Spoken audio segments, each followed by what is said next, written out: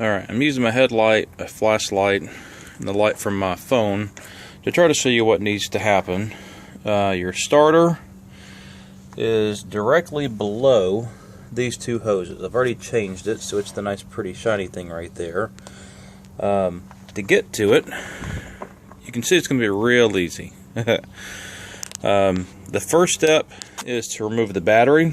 You got two things on the top there for the battery holder. They're 10mm thread, and the same with the clamps for the positive and negative terminal, both 10mm. So I'm going to go ahead and take those off, and then show you what's next.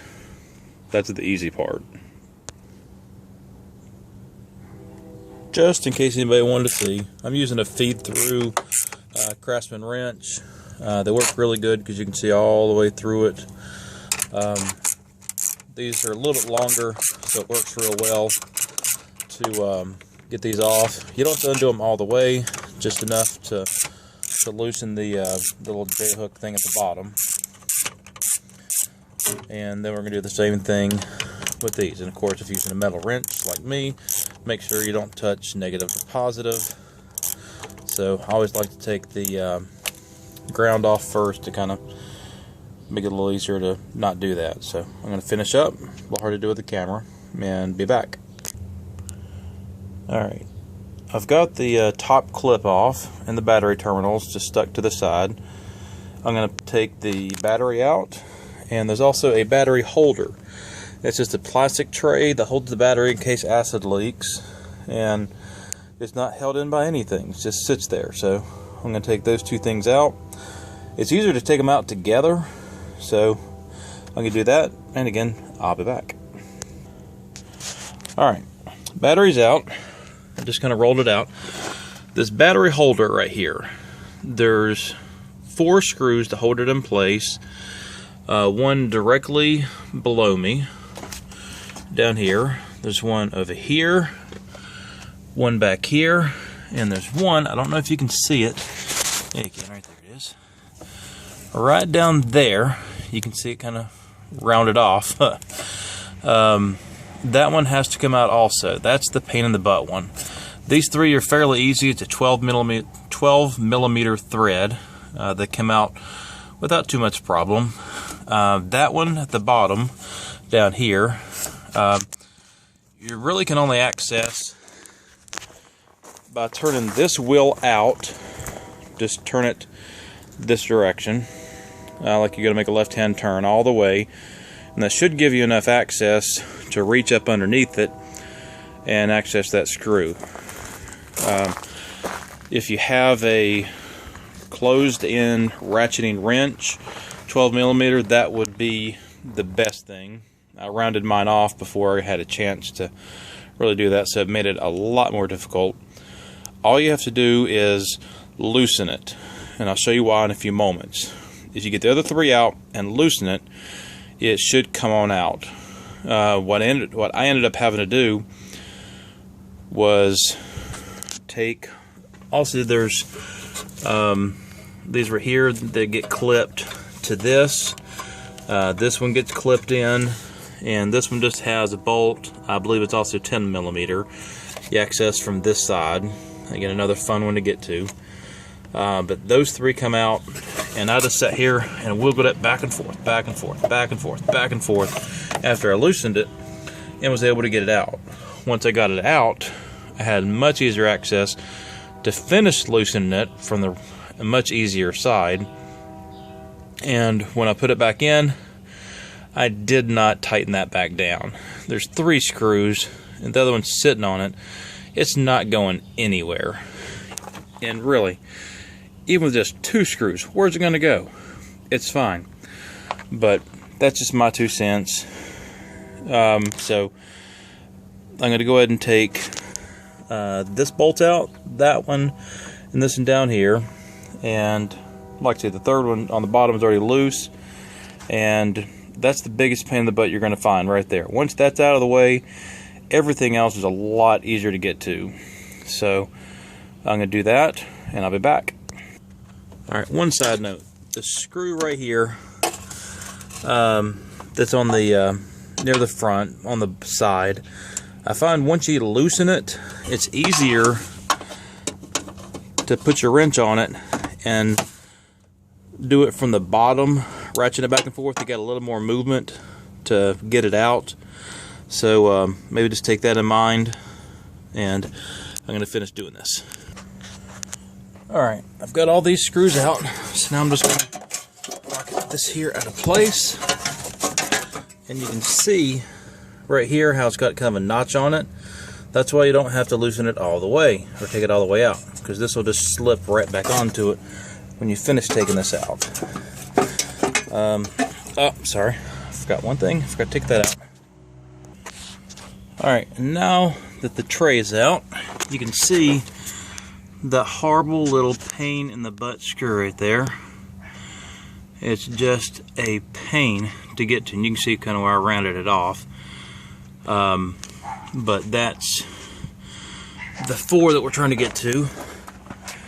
When the starter, of course, is located there, and now that you have this out of the way, really all you have to do is take the 2 17mm screws from this thing. Let's see.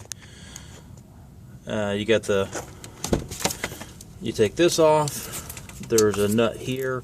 I think it's a 10mm. Maybe it's a 12, but one of the two. On the starter, you take those off. There's 2 bolts, one there, one on the bottom, and the starter comes right out and goes back in the same way. Once you put the new starter back in, reattach that, reattach the clip, and your starter's replaced. Now, in a normal install, you just reverse everything. You're done. It's actually not too difficult once you get that stupid bolt undone. But like I say, that bolt is the key to everything. In my trying, I couldn't get it out, so I attempted to go from the bottom to try to get the starter out. I thought maybe I could get it going. Well, that didn't really work for me. In the process, there's a solenoid down near the bottom, right there, and there used to be a piece attached right there. And of course I got to take out those 4 bolts. And my mechanic showed me that this right here, this wire, should be attached right there. Well, as you can see that little black spot, it broke off. My Honda store wanted $260 for that little piece of metal. I found it on Amazon for $90. Had to wait a couple days, but ordered it on Friday, and it came in yesterday, Tuesday, before 2 o'clock. And I just didn't have time to put it on yesterday before I went to work, so the next thing we're going to do is replace this solenoid. The car says it's a solenoid C, and my mechanic called it a solenoid C. According to the box, it's actually a single linear solenoid, and that's the part number for this item. Apparently the Honda Acura and the Honda Odyssey have similar engines, or maybe it's in the same engine, just 2 different vehicles, because this vehicle does have quite a bit of power.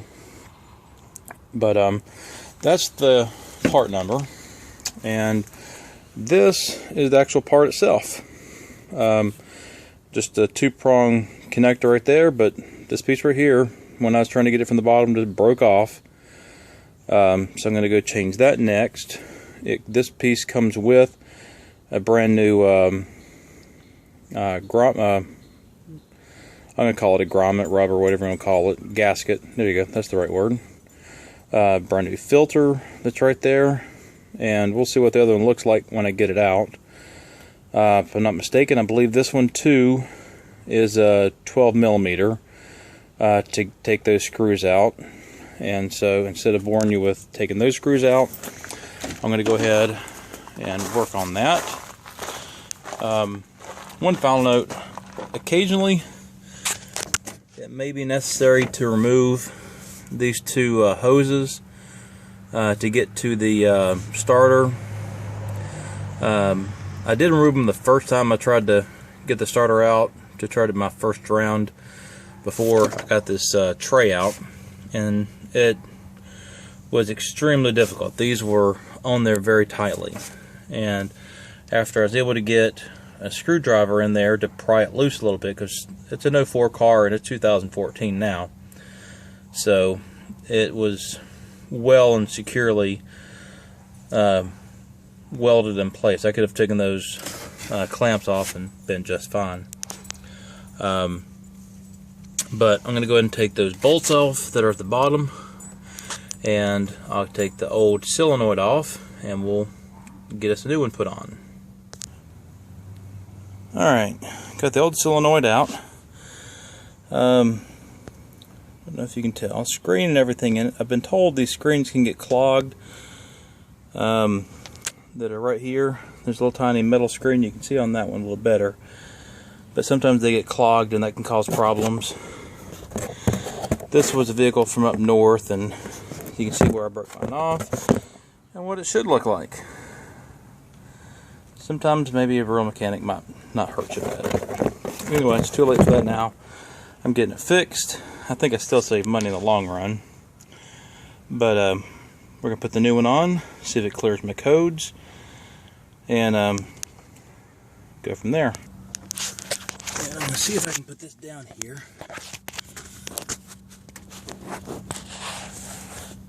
Let's see. Let's look at it. I guess not.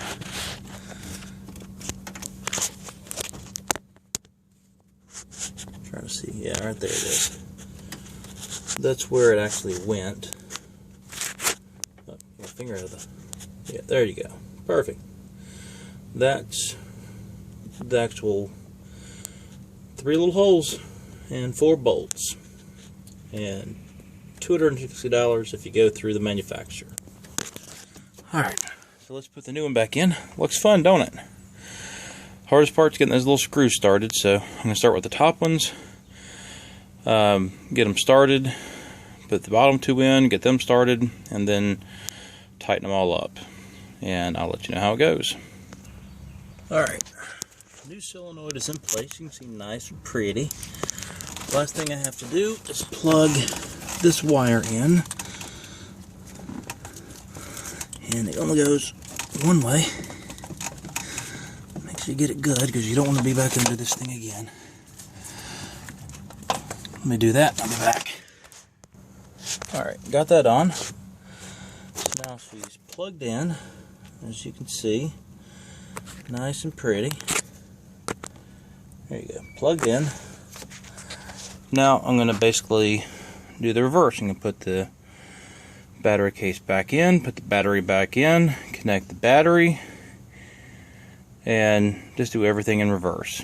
And we've already replaced the starter last time, so that was already self-explanatory. So, hopefully this video helps somebody. We'll do one more before I get done, and back in a minute. Alright, everything's back together, battery's installed, all the stuff. Now, I'm going to start the car and see if I can clear the fault codes. Alright, next thing, I purchased a while back this OBD electronic interface. Goes to your OB2 connector down there. It works on a bunch of different vehicles. Enables you to look at fault codes, check speeds, all sorts of great stuff. Then I use the torque app. Let's see. Well, anyway, it's the torque log app. It's free from the Android store, or you can buy the Pro version. It does a few more things, but that should hopefully clear my fault codes if they don't clear automatically. And I'll try to get a link to this. It went like 25 bucks, much cheaper than having to go to Advance or AutoZone or your mechanic and that sort of thing. So let's start the car.